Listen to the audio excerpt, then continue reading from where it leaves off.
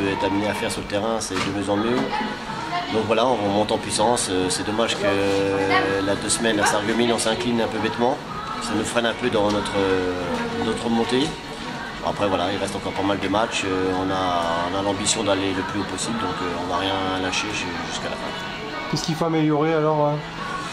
Il faut éviter de prendre des buts bêtes, comme on a pu le prendre à Sarreguemines, que quand on n'est pas capable de gagner, au moins faire en sorte de ne pas perdre le match. Et puis après, c'est toujours pareil, ça varie, il y a beaucoup de joueurs qui changent chaque week-end, donc il faut à chaque fois trouver la bonne osmose.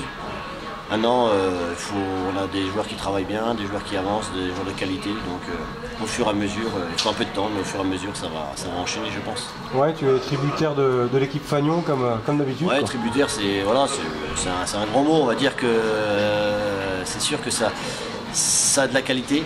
Maintenant, comme ça bouge souvent, il faut trouver les automatismes sur le terrain, donc c'est pas simple. Voilà, donc au fur et à mesure des matchs, quand l'équipe bouge moins, c'est quand même plus intéressant pour nous. Ça nous permet d'avoir des automatismes et puis de pouvoir enchaîner sur des bons résultats.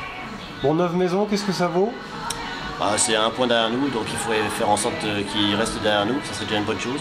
Surtout qu'après on a 2 gros matchs contre Amnéville et puis Trémery. Donc on va déjà essayer de s'attacher à gagner ce match-là, repartir de l'avant pour bien préparer les 2 matchs suivants. Saint-Dié, qu'est-ce que ça vaut cette saison? Saint-Dié, c'est intéressant.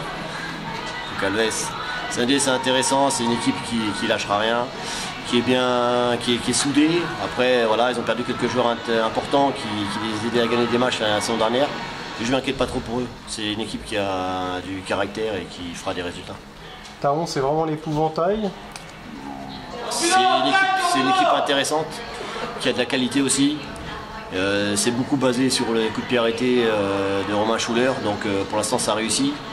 Après, s'ils se mettent aussi à faire des choses intéressantes sur le terrain, à être une vraie équipe, ça peut être l'épouvantail. Pour l'instant, je pense que c'est une équipe qui est de bon niveau. Après, il faudra voir au fur et à mesure de la saison. Après, Taron, c'est leur problème, c'est leur souci. On a déjà bien assez à faire avec Épinal. J'en viens au derby quand même, Épinal-Raon, même si ça concernera l'équipe première. C'est un petit peu dommage de les voir se retrouver au 6e tour, ou alors c'est une chance pour vous quand vous voyez ça? Moi je trouve surtout que c'est dommage pour le foot vosgien. Qu'à ce tour-là, on rencontre encore une équipe comme Raon. On a l'impression que chaque tirage, on sait qu'on va tomber contre Raon. Donc c'est aussi embêtant, je pense, pour Raon que pour Épinal. Voilà, après, l'avantage, c'est que pour une fois, on va recevoir chez nous. Je crois que c'est la saison dernière, où il y a 2 ans, on avait été là-bas. Donc là, on va recevoir. Et puis, c'est important de faire des tours en Coupe de France. Ça permet aussi d'avoir un match qui va se rapprocher des matchs de championnat pour Épinal. Donc, ça va leur permettre de rester sur un rythme important pour enchaîner les matchs aussi de championnat. Mais bien sûr que ça serait bien qu'on puisse continuer en Coupe de France parce que c'est toujours intéressant pour le club, et pour les joueurs et puis pour la ville.